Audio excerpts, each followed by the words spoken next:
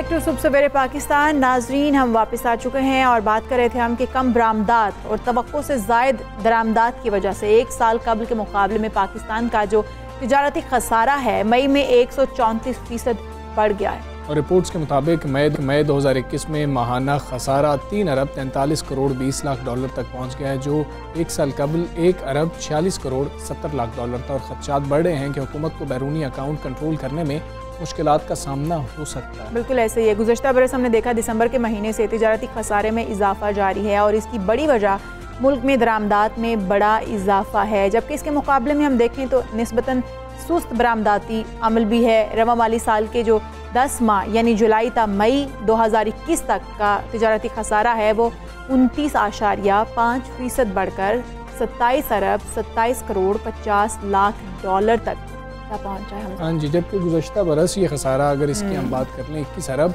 6 crore 50 lakh dollar था। तो ये हम बात कर रहे हैं तिजारती खसारे की, ट्रेड डेफिसिट की। इसकी बड़ी वजूहात हैं क्या? अच्छा, जब हम बात कर रहे होते हैं ना इशाल मईशत के हवाले से, खुसूसी कोविड के दिनों के अंदर, तो फिर वो फैक्टर भी हमें बहुत ज़्यादा उसके अंदर शामिल करना पड़ता है। बहुत ज़्यादा ज़रूरी भी है ना। हम देख रहे हैं कि ज़िंदगी वैसी नहीं है जिस तरह से कोविड से पहले थी, हालात वैसे नहीं हैं जिस तरह कोविड से पहले थे, आसानियाँ वैसी नहीं हैं जिस तरह कोविड से पहले थी, लेकिन चैलेंजेस बहुत मुख्तलिफ हो चुके हैं। चैलेंजेस जो हैं वो बहुत ज़्यादा बढ़ गए हैं। किसी भी आप शोबे की बात करें, आप किसी भी शोबे में, आप घर में बैठे हैं, आप अपने ऑफिस में बैठे हैं, आप मजदूर हैं, आप बिजनेसमैन हैं, आपके लिए मुश्किलात बड़ी हैं। उसका एक बहुत बड़ा फैक्टर कोविड भी है। बिल्कुल ऐसे ही बहुत सारे बिजनेस तो ठप्प होकर रह गए हैं हमजा। हम लोग बहुत सारे बिजनेस की बात करते हैं, जो छोटे बिजनेस सेक्टर्स थे उनको हमने देखा, स्मॉल बिजनेस जो थे वो उनको हमने देखा कि बहुत तेज़ी से बंद हुए हैं, क्योंकि उनके पास उस तरीके से फंड्स नहीं रहे थे। फिर उनका कारोबार जो है वो नहीं चल पा रहा था। फिर उन्होंने मुलाजमतों से लोगों को निकाला। पहला फेज़ ये आया कि मुलाजमतों से लोगों को निकाला जब हमने देखा कि कोरोना का फर्स्ट लहर थी उसमें। फिर उसके बाद कारोबार जो है उनमें आहिस्ता आहिस्ता जब मुलाजमीन की तादाद कम हुई, काम भी कम होता चला गया और फिर एंड क्या हुआ कि वो बंद होकर रह गए। तो ये तमाम चीज़ें जिस तरह हमजा कह रहे हैं, ये तमाम जो अवामिल हैं ये मिलकर ही तिजारती खसारा जो है उसके अंदर उसके ऊपर असरअंदाज हो रहे हैं, जो कि हम देख रहे हैं कि खासा जो है वो ज़्यादा हो गया। मुख्तलिफ चीज़ें हैं शाल, मतलब हम देखें तो तिजारती खसारे, ट्रेड डेफिसिट की हम बात कर रहे हैं तो हालात उतने साजगार हम बात करें तो इंटरनेशनली भी नहीं थे। इंटरनेशनली कुछ प्रॉब्लम्स आ रही थी, लोग बहुत ज़्यादा परेशान थे। फिर हमने ऐसे कुछ पीछे मसाइल देखे थे कि लोगों के कंटेनर्स के मसाइल होना शुरू हो गए थे। और हमारी टेक्सटाइल इंडस्ट्री तो बहुत बेहतर रही। इसके अंदर हमें जो ऑर्डर्स मिलना टेक्सटाइल इंडस्ट्री में शुरू हुए थे वो तो हम बांग्लादेश और भारत को पीछे छोड़ गए थे, क्योंकि हमें इतने बेहतर ऑर्डर्स मिल रहे थे पाकिस्तान की। अगर हम ये देख लें कि पाकिस्तान ने जिस तरह कोविड को कंट्रोल करने की कोशिश की, उसको भी आलमी सतह पर सराहा जा रहा था। हम बात करेंगे, शारिक वोहरा साहब हमारे साथ मौजूद हैं। ट्रेड डेफिसिट की बात हो रही है। शारिक वोहरा साहब, वजह क्या समझते हैं इसकी? ट्रेड डेफिसिट जो करंट मंथ का आप कह रहे हैं? जी, मई का ट्रेड डेफिसिट जो करंट मंथ में आया है उसकी वजूहत जो गवर्नमेंट ने दी हैं वो ये है कि एक लंबा जो है वक्फा था छुट्टियों का, जिसकी वजह से शिपमेंट्स मुतासिर हुई, जिसकी वजह से प्रोडक्शन मुतासिर हुई। और आपको याद होगा कि कराची चेंबर ने गवर्नमेंट को, फेडरल गवर्नमेंट को और प्रोविंशियल गवर्नमेंट को इससे आगाह कर दिया था कि ये इतना लंबा जो होगा इसकी वजह से बहुत सारी शिपमेंट्स जो है मुतासिर होंगे। हुआ दुनिया में ये है कि फ्रेट इंडस्ट्री में इस वक्त बड़ा शदीद क्राइसिस है। शिपमेंट जहाज़ जो है वो स्किप कर रहे हैं अपनी पाकिस्तान और दूसरे पोर्ट्स में जो बर्थिंग है, प्लस जो फ्रेट्स हैं वो इतने ज़्यादा बढ़ चुके हैं। तो ये सारे अवामिल थे। आई एम श्योर कि इंशाल्लाह ये जो कमी वाक़या हुई है ट्रेड डेफिसिट में, ये आने वाले वक्तों में इससे कहीं ज़्यादा बड़े फिगर्स के ज़रिए कॉम्पनसेट हो जाएगी। ठीक है। अच्छा वोहरा साहब, ये भी खदशात जाहिर किए जा रहे हैं कि अगर हुकूमत ने बैरूनी अकाउंट को कंट्रोल ना किया तो बढ़ भी सकता है। क्या समझते हैं, किस तरीके से कंट्रोल कर सकती है हुकूमत? लॉन्ग टर्म में हुकूमत के पास ट्रेड डेफिसिट को कंट्रोल करने का फ़िलहाल ना इस हुकूमत के पास ना पिछली हुकूमतों के पास कोई ऐसा लॉन्ग टर्म सोल्यूशन था। और यही सक्सेसिव फेलियर है गवर्नमेंट्स का, जिसकी वजह से पाकिस्तान की एक्सपोर्ट जो है वो $25 बिलियन पर है और जो पाकिस्तान की इंपोर्ट्स हैं वो बढ़ रही हैं। और रिकॉर्ड ट्रेड डेफिसिट हो जाएगा अगर पाकिस्तान की इस हुकूमत ने भी नए एक्सपोर्ट बास्केट न तलाश की, नई मसनूआत को एक्सपोर्ट करने की तरफ तवज्जो ना दी मिनिस्ट्री ऑफ कॉमर्स ने और मिनिस्ट्री ऑफ इंडस्ट्री ने, और जो एग्जिस्टिंग हमारी प्रोडक्ट्स हैं एक्सपोर्टेबल उसका सरप्लस ना पैदा हुआ, तो ये ट्रेड डेफिसिट आने वाले वक्तों में बहुत ज़्यादा हो जाएगा। इसलिए कि बढ़ती हुई आबादी के सबब पाकिस्तान की जो इम्पोर्ट है, इंक्लूडिंग जो फूड बास्केट के आइटम्स हैं, वो हम इम्पोर्ट कर रहे हैं। ठीक है, लेकिन शारिक वोरा साहब, आपकी बातों से ये लग रहा है कि इतना परेशान होने की ज़रूरत नहीं है हमें। अगर हम इस महीने के अंदर ट्रेड डेफिसिट देख भी रहे हैं, ये इतनी परेशानी की बात नहीं है, इसको हम कंपनसेट कर सकते हैं।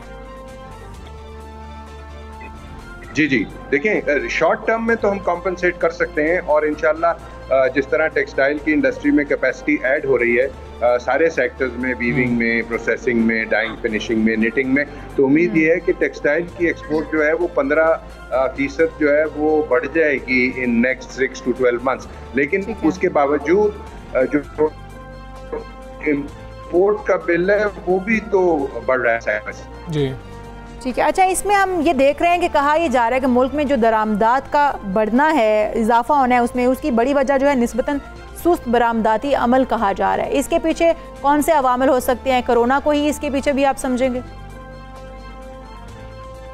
कोरोना का पाकिस्तान की इकॉनमी पर कोई खातिर था, मतलब कोई ऐसा डेवेस्टेटिंग, कोई तबाहकुन असरात कोरोना ने पाकिस्तान में मुरतब नहीं किए। वजह यह है कि पाकिस्तान की गवर्नमेंट ने उसको बेहतर अंदाज से हैंडल किया है। सिर्फ ये सप्लाई एंड डिमांड है, और जैसा कि मैंने पहले कहा कि हमारे पास नए आइटम्स एक्सपोर्ट करने के लिए जो हैं वो तलाश करने में हुकूमत की नाकामी है। बिल्कुल ठीक है। सदर Karachi chamber of commerce and industries Shariq Vora साहब पाकिस्तान से बात कर रहे थे, बहुत शुक्रिया आपका। इशाल, जहाँ पर हम कोरोना की बात करते हैं ना, तो लाखों लोगों की ज़िंदगियाँ जो है ये तो निगल चुका है, लेकिन इस वबा के आगाज़ से ही दुनिया के जो गरीब अफराद हैं वो मज़ीद गरीब हो गए। और अक़वाम मुत्तहिदा की एक रिपोर्ट के मुताबिक कोरोना ने दुनिया भर में 10 करोड़ अफराद को गुर्बत की वादी में धकेल दी। बिल्कुल ऐसा ही है। इंटरनेशनल लेबर ऑर्गेनाइजेशन ने खबरदार भी किया इस हवाले से कि वबा की वजह से पैदा होने वाले जो मुआशी बहरान है, ख़त्म होने के अभी कोई आसार उसके नज़र नहीं आ रहे हैं। कोरोना से पहले जितने मुलाजमतों के मौके पैदा होने के इम्कानात थे, मतलब 2023 से पहले तक मुमकिन नहीं है कि दोबारा हमें उस तरह से मौके वो मुयसर आ सकेंगे। और उधर दुनिया की जो तीसरी बड़ी रिसर्च कंपनी है, उसके हवाले से उसके सर्वे के मुताबिक भी ये कहा गया है कि कोविड के दौरान हर 10 में से 6 पाकिस्तानियों को अपनी आमदनी में कमी का सामना करना पड़ा है, जिसको हम हमेशा जिसका रोना रोते रहते हैं। बिल्कुल, और 62% जवाब दहिंदगान ने बताया कि उनकी घरेलू आमदनी में कमी हुई है। 11% का कहना है कि उनकी आमदनी में इजाफा हुआ है, जबकि 28% का कहना है कि उनकी आमदनी में तो कोई तब्दीली हुई नहीं है। स्टेट बैंक दूसरी सरमाई रिपोर्ट के मुताबिक कोरोना के रोजगार पर असरात के खुसूसी सर्वे के मुताबिक 67 लाख अफराद की आमदन में कमी वाक़ई हुई है। बिल्कुल ऐसा ही है। और लॉकडाउन के दरमियान हमने देखा कि वर्कर्स की तादाद जो है वो 3 करोड़ 50 लाख की सतह पर आ गई थी। फिर कोरोना की वबा से कबल वर्कर्स की तादाद 5 करोड़ 57 लाख थी। मतलब हमने ये देखा कि वर्कर्स को, क्योंकि 50% हो गया था कि वर्कर्स जो 50% रखे जाएंगे, फिर उसमें कुछ बिजनेस बंद हुए तो उस वजह से भी जॉबलेस हुए लोग। तो ये बहुत सारी चीज़ें थी जिन्होंने मिल के लोगों को गुर्बत की तरफ धकेला है ज़्यादा। बिल्कुल ऐसी ये बात करेंगे deputy executive director South Asia partnership Pakistan Irfan Mufti Sahab हमारे साथ मौजूद हैं। मुफ्ती साहब अस्सलाम वालेकुम, गुड मॉर्निंग सर। ये बताइएगा, कोविड वबा ने तो लोगों को गुर्बत की लकीर से नीचे धकेल दिया है, क्या माजी में हमने इस तरह के हालात देखे थे कि कभी आए हों और फिर इस बहरान से निकलने में मदद मिल पाई हो लोगों को? हाँ जी बिल्कुल, अगर देखा जाए तो पिछली एक सदी में कुछ 7 बड़े इकोनॉमिक क्राइसिस दुनिया में आए हैं, और ग्रेट डिप्रेशन जो था 1930 और 32 का, उसके तो बहुत ज़्यादा इफ़ेक्ट्स थे। और अगर उसके स्टेटिस्टिक्स देखें तो कोई 15 मिलियन यानी को 1.5 करोड़ अमेरिकन के जॉब ख़त्म हुई, और इसी तरह कुछ 6 मिलियन यूरोप में लोग अनएम्प्लॉयड हुए। और फिर उसके बाद मुख्तलिफ और अदवार में इस तरह के इकनॉमिक क्राइसिस आते रहे हैं। और अभी रिसेंटली 2007 में जो ग्रेट रिसेशन था, उसके भी असरात काफ़ी हद तक दुनिया में महसूस हुए थे। लेकिन जो इसका जो मैग्नीट्यूड और स्केल इस इकोनॉमिक क्राइसिस का, ये पहले इस सदी में नहीं था।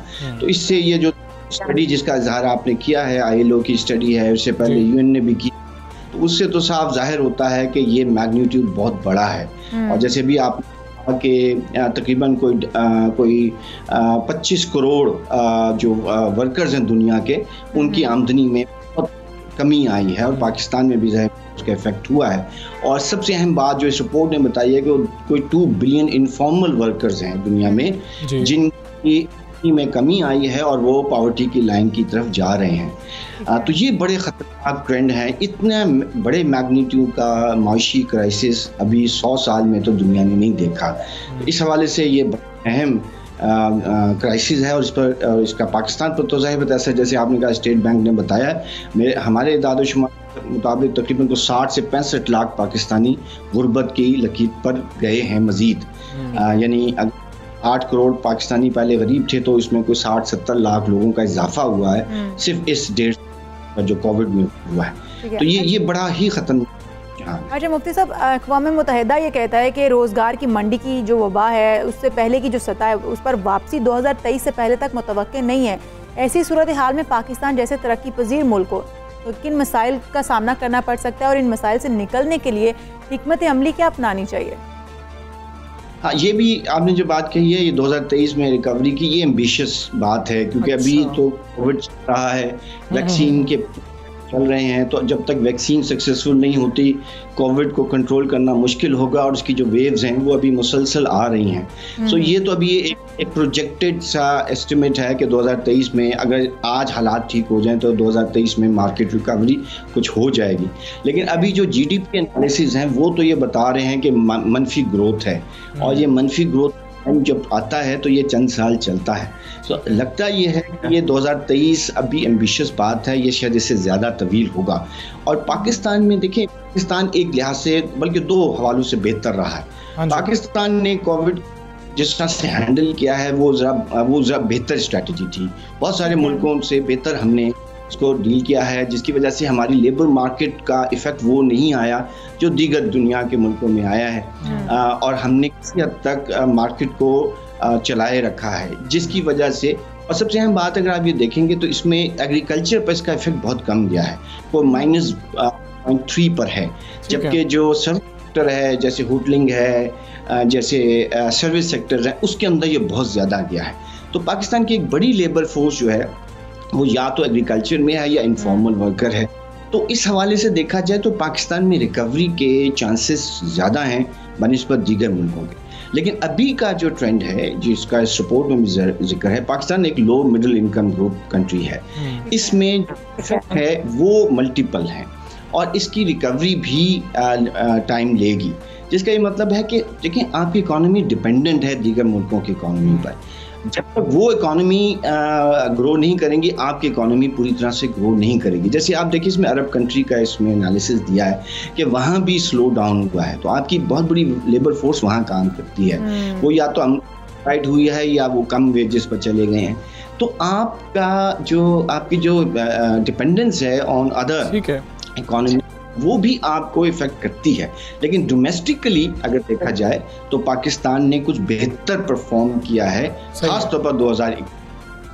बिल्कुल ठीक है इरफान मुफ्ती साहब, बहुत शुक्रिया आपका। सब पाकिस्तान से आप बात कर रहे थे और इस रिपोर्ट की रोशनी में भी, क्योंकि हम देख रहे हैं कि पाकिस्तान ने बेहतर तरीके से फैसले किए थे जिसको आलमी सतह पर सराहा भी जा रहा था, तो हम ये उम्मीद रख रहे हैं। लेकिन साथ ये भी कहा है उन्होंने मुफ्ती साहब ने कि ये एम्बिशियस है कि अगर हम ये देखें कि 2023 में तक हम वापस आना शुरू हो जाएंगे तो ऐसा भी फ़िलहाल लग नहीं रहा। उसका हल हमारे पास एक ही है इस वबा से निकलने का, कि हम खुद को वैक्सीनेट करवाएं और जब हम लोग हर्ड इम्यूनिटी की जाने बढ़ रहे होंगे तो फिर सूरत हाल मामूल के मुताबिक हो रही होगी, हमें लॉकडाउन्स नहीं करने पड़े होंगे, हमें लंबी छुट्टियां नहीं करनी पड़ी होंगी, जिसकी वजह से अभी हम बात कर रहे थे तो शारिक वोरा साहब हमें बता रहे थे कि वो लंबी छुट्टियां हुई जो हुकूमत ने मौक़िफ़ अपनाया, उस वजह से भी ट्रेड डेफिसिट हमें मई के महीने में देखना पड़ा। तो इस वक्त इन तमाम बातों से हमें हासिल वसूल क्या हुआ, वो ये है कि हमारे ऊपर जिम्मेदारी आयद होती है। अब हमने ये देखना है कि हम अपनी जिम्मेदारी किस हद तक पूरी करते हैं, कितनी जल्दी पूरी करते हैं, ताकि जो मुल्की हालात हैं वो बेहतर हो सकें, मईशत बेहतर हो सके।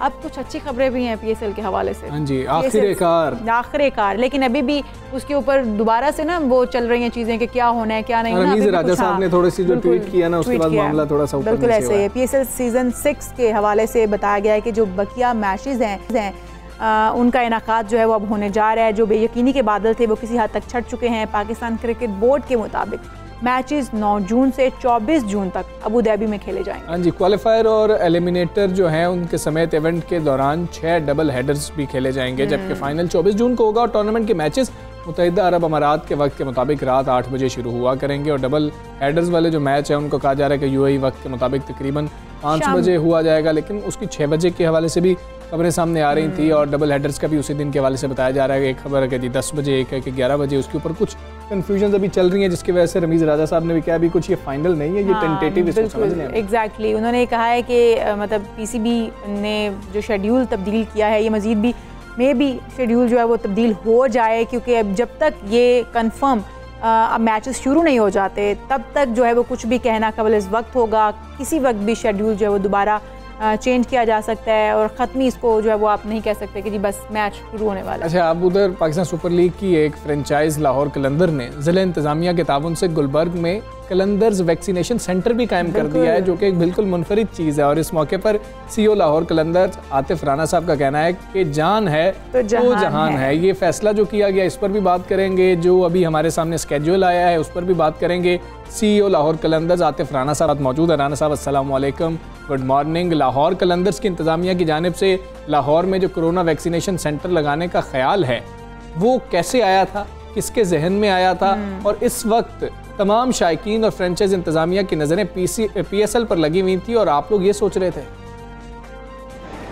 देखें, बहुत ज़्यादा अहमियत है कॉर्पोरेट सोशल रिस्पॉन्सिबिलिटी की और हमने तो कलंदर्स ने डे 1 से, आपने जिस तरह देखा हमारा प्लेयर डेवलपमेंट प्रोग्राम था, उसके बाद हमने अपना कम्युनिटी बेस करवाया, फिर उसके बाद हमने हाई परफॉर्मेंस सेंटर बनाया। तो पिछले 5-6 साल की एक जर्नी है जो कलंदर्स ने पूरा साल जी है, सिर्फ PSL के लिए नहीं। तो ऑब्वियसली जब ये कोविड की सिचुएशन हुई और पहले टूर्नामेंट पोस्टपोन हुआ, फिर प्ले ऑफ कराची चले गए, फिर उसके बाद दोबारा कराची में शुरू हुआ, फिर बायोसिक्योर बबल के बर्स्ट होने की वजह से हमें लीग को अबू धाबी मुंतकिल करना पड़ा। सो बड़ी ख्वाहिश ये है कि लाहौर कलंदर्स अपने फैंस में लाहौर के अंदर अपने फैंस के सामने टूर्नामेंट खेले और अच्छी परफॉर्मेंस दे। सो उसके लिए जो डिप्टी कमिश्नर है लाहौर के, जो ज़िले इंतज़ामिया के जो इंचार्ज हैं मुदस्सर मलिक साहब, उनके साथ मिलकर हमने बहुत से प्लान बनाए थे लाहौर के अंदर डिफरेंट इनिशिएटिव लाने के लिए। सो वो कोविड की वजह से वो भी रुक गए। सो उनके साथ जब ये डिस्कशन हुई कि हम लाहौर को 6 महीने के अंदर अंदर सारे लाहौर को वैक्सीनेट कर देते हैं, ताकि जब PSL 7 जो आए तो उसके अंदर फिर हमारे पास ये एक्सक्यूज ना हो और लाहौर में लाहौर कलंदर अपने फैन के सामने मैच क्रिकेट हो देखने के लिए। अच्छा, ये भी राना साहब बताइएगा, PSL का जो शेड्यूल है फ्रेंचाइजी से मशवरे के बाद रखा गया है, क्या आप समझते हैं कि मुत्तहिदा अरब अमारात में जून की गर्मी में ये मैचेस हो सकेंगे? हाँ, देखिए चैलेंजिंग तो बहुत ज़्यादा है। अब ऑब्वियसली पेंडेमिक है, पेंडेमिक की वजह से आप किसी को बोर्ड इल्ज़ाम उस तरह नहीं ठहरा सकते, बट जो बायोसिक्योर बबल जब बस्ट हुआ कराची वाला, सो उसके बाद जो विंडो थी वो सिर्फ यही विंडो अवेलेबल थी। अदरवाइज फिर लीग को आपको नेक्स्ट ईयर लेके जाना पड़ता और नेक्स्ट ईयर सीजन 7 भी साथ होता, तो वो 2 सीजन इकट्ठे तो नहीं हो सकते थे। सो मेरे ख्याल में PCB की मैनेजमेंट की, माली साहब की, वसीम खान साहब की और सलमान नसीर साहब की, जो पिछले तकरीबन 1 महीने से वहाँ बैठे हुए अपनी टीम के साथ, उनकी बहुत बड़ी काविश है कि एटलीस्ट उन्होंने इस चीज़ को पॉसिबल बनाया कि लीग का इनेकाद जो है वो मुमकिन हो सके। और चैलेंजेस तो हैं, डेफिनेटली हैं, बट हमने ब्रांड की कंटिन्यूटी भी हमें चाहिए। और जिस तरह मानी साहब कहते हैं कि वो पाकिस्तान सुपर लीग को दुनिया की नंबर 1 लीग बनाना चाहते हैं। सो दुनिया की नंबर 1 लीग बनाने के लिए कंटिन्यूटी ब्रांड के लिए बहुत ज़रूरी है। सो हम ये समझते हैं कि PCB ने बहुत ज़बरदस्त ऐसा इक़दाम है उनका कि उन्होंने कोशिश की और वहाँ पे अबू धाबी में मैचेस करवाने लगे हैं। और दूसरा ये है कि उससे एक इसका एक अच्छा पहलू ये भी है कि जो लाहौर में जिस तरह लोग जो है लॉकडाउन में है ज़्यादातर और वर्क फ्रॉम होम भी चल रहा है, सो उनके पास उतनी ज़्यादा सेलिब्रेट करने के लिए चीज़ें नहीं है। और ऑब्वियसली आपको पता है गर्मी भी काफ़ी होती है, तो एटलीस्ट PS है जो उसके जो रिमेनिंग मैचेस हैं वो एक ताज़ा हवा का झोंका हो गए फैंस। ठीक है राना साहब, ये भी बताइएगा कि रमीज़ राजा साहब ने ट्वीट की, उन्होंने बताया कि अभी कुछ स्केड्यूल तब्दील भी हो सकता है, इसको आप हतमी ना समझ लें, इसको आप फाइनल ना समझ लें। आपको लगता है कि अभी भी बेयकीनी के बादल कुछ मौजूद हैं या फिर नहीं, ये बात दुरुस्त नहीं है, अब जो हो गया वो फाइनल हो गया? देखिए पिछले कुछ 10-15 दिन में वो कभी खुशी कभी गम की तस्वीर बनी हुई थी PSL, लेकिन फाइनली अप्रूवल आ गई और मेरा नहीं ख्याल कि स्केड्यूल जो है वो ज़्यादा चेंज होगा। और इसी स्केड्यूल के साथ PCB ने आई थिंक अनाउंस भी शायद कर दिए और मेरा ख्याल है कि अब इंशाल्लाह चीज़ें स्मूथ चलेंगी। और हमें उम्मीद करनी चाहिए कि पाकिस्तान का प्रीमियम टूर्नामेंट है, पाकिस्तान की पहचान है, पाकिस्तान के करोड़ों लोगों के दिल धड़कते हैं इस PSL। सो हमें उम्मीद ये रखनी चाहिए कि इंशाल्लाह सब अच्छा होगा। ठीक ठीक है, बहुत शुक्रिया आपका राना साहब। आप सब सवेरे पाकिस्तान से बात कर रहे थे। उनके नज़दीक तो शाल कोई अभी गैर यकीनी के बादल मौजूद नहीं है, जिस तरह से रमीज़ राजा साहब कह रहे हैं, लेकिन साथ उनका कभी खुशी कभी गम वाला माहौल भी 15 रोज़ से बना हुआ है। कुछ समझ नहीं आ रही थी, लेकिन अब जो स्केड्यूल दे दिया गया है वो समझ रहे हैं कि अब इसी के मुताबिक मैचेस होंगे, और हम भी यही उम्मीद रखते हैं कि मैचेस इसी के मुताबिक होंगे और कोई मसला नहीं हो रहा। बिल्कुल ऐसे ही। और हमजा, एक और भी बड़ी अच्छी बात है, इंटरनेशनल क्रिकेट काउंसिल के हवाले से ताज़ा तरीन जो वनडे रैंकिंग है वो जारी की गई है और पाकिस्तान बल्लेबाज बाबर आजम की पहले नंबर पर हुक्मरानी बरकरार है। और नई रैंकिंग जो आई है उसके मुताबिक जो है भारतीय कप्तान विराट कोहली और रोहित शर्मा जो है वो बिलतरतीब दूसरे और तीसरे नंबर पर ही मौजूद हैं, लेकिन इस पर कब्जा किसका है? पहली पोजीशन पर हमारे कप्तान बाबर आजम का। और बेहतरीन 10 बल्लेबाजों की फहरिस्त में पाकिस्तानी बल्लेबाज फ़खर जमान भी 7वीं पोजीशन पर बरकरार हैं, वहाँ पर बिल्कुल ऐसा ही है। और अगर आप देखें बाउलिंग में न्यूजीलैंड के ट्रेंट बॉलेट हैं पहले पर, और फिर बांग्लादेश के मेहदी हसन हैं जो कि दूसरे पर हैं, फिर अफगानिस्तान के मुजीबुर रहमान हैं जो कि तीसरे नंबर पर विराजमान है। और आपको इसमें एक और बात बताऊं, इस पूरी फहरिस्त में टॉप 10 में पाकिस्तान का कोई भी बॉलर मौजूद नहीं है। मोहम्मद आमिर मौजूद थे जो आहिस्ता आहिस्ता क्योंकि इतने अरसे से क्रिकेट नहीं खेली, फिर उन्होंने रिटायरमेंट ले ली थी, तो वो भी अब इस फहरिस्त से बिल्कुल बाहर आ गए हैं। खैर, ऑलराउंडर्स की जो फहरिस्त है उसमें बांग्लादेश के शाकिबुल हसन जो हैं वो पहले नंबर पर हैं, इंग्लैंड के बेन स्टोक्स जो हैं दूसरे पर हैं, और अफगानिस्तान के मोहम्मद नबी तीसरे नंबर पर मौजूद हैं। बिल्कुल ऐसा ही। और इस फहरिस्त में अमाद वसीम 7वीं पोजीशन पर ऑलराउंडर की फहरिस्त में जो है वो आ रहे हैं। लेकिन हमें ये है कि जी बाबर आजम का जो कब्ज़ा है वो अभी तक पहली पोजीशन पर उसी तरीके से कायम है, और हम उम्मीद करते हैं कि वो कायम रहेगा। हम T20 के हवाले से भी देख रहे थे कि वो अब पहली पोजीशन पर आने के बहुत करीब आ चुके हैं। जब हम इंग्लैंड जा रहे हैं और वेस्ट इंडीज़ जा रहे हैं तो हम ये भी उम्मीद रखते हैं कि बाबर आजम वो भी पहली पोजीशन बाकियों से छीन लेंगे और छीन कर पहले नंबर पर आ जाएंगे, मलान को पीछे छोड़ देंगे, खुद आगे चले जाएंगे। और टेस्ट में हमें जिम्बाब्वे से बड़ी उम्मीद थी कि जब जिम्बाब्वे में थे वहाँ पर कुछ अच्छा कर रहे होंगे और वहाँ पर भी टॉप पोजीशन होगी, लेकिन वहाँ पर बड़ी नहीं हो सकी, वहाँ पर और बैड लक रही। जो उनकी एक मैच में एक उनके खेल में मुस्तकिल मिजाजी होती है ना, वो नहीं है। कभी उन्होंने बड़ा शानदार खेल पेश कर दिया तो अगले ही टेस्ट में मतलब आप देखें ना किस तरीके की परफॉर्मेंस हो जाती है। हमजा नहीं इतना वो ये आप चेक करें कि मुस्तकिल मिजाज नहीं है एक शख्स और वो पहले नंबर पर विराजमान है, मतलब आप चेक इसमें वो मुस्तकिल मिजाज हैं, लेकिन जब वो मतलब फर्स्ट बॉल पे आउट हो जाते हैं तो वो भी बड़ा आप देखें ना दुख होता है, लेकिन ऐसा हमेशा नहीं होता है। हाँ, ऐसा हमेशा नहीं होता कि वो अच्छी परफॉर्मेंस भी दे, ऐसा भी हमेशा नहीं होता। जो जिम्बाब्वे के खिलाफ थी वो पहली गोल्डन डक थी, उससे पहले उनकी कोई गोल्डन डक नहीं थी। और हम उम्मीद यही करते हैं कि हमारे बाकी प्लेयर्स भी अच्छा खेल रहे होंगे। और हम जो PSL की बात कर रहे हैं, अब PSL होने जा रही है और वहाँ पर हमें उम्मीद है क्योंकि बायोसिक्योर जो बबल का ख्याल रखा जाएगा वो अब पाकिस्तानी कोई जो है बोर्ड भी नहीं रख रहा है, एक आपने आउटसोर्स किया है, कंपनी आपने आउटसोर्स की है, वो इसको सिक्योर कर रही होगी कि आप लोग बाहर तो नहीं जा रहे हैं, वहाँ पर कोई नाश्ते नहीं आ रहे होंगे, कोई घरों से खाने नहीं आ रहे होंगे, जो सीनियर प्लेयर्स अपना असर और रसूख इस्तेमाल करते हुए मंगवा रहे होंगे, और ये लीग अच्छे तरीके से हो पाएगी। और इसके साथ नत्थी हो रही है IPL और फिर T20 वर्ल्ड कप। बिल्कुल ऐसा ही है। और इस वक्त नज़रें PSL पर भी जमी हुई हैं, और फिर उसके बाद जो लोग ये सोच रहे हैं कि T20 की टीमें जो है वो जब से कैजुअल हो जाएगा और जिस तरीके से टीमें शेड्यूल दी जाएंगी, कौन कौन से प्लेयर्स होंगे वो जो खेलने के लिए जाएंगे, ये सारी चीज़ें हैं इस वक्त जो शायकीन क्रिकेट है उनके दिमागों में चल रही हैं। लेकिन आप सोचते रहिए, देखते हैं क्या होता है। हम यहाँ पर आपसे इजाज़त चाहेंगे। आपने बहुत ज़्यादा हम दोनों को इजाज़त दीजिए, इंशाल्लाह फिर मुलाकात होगी। अल्लाह हाफ़िज़।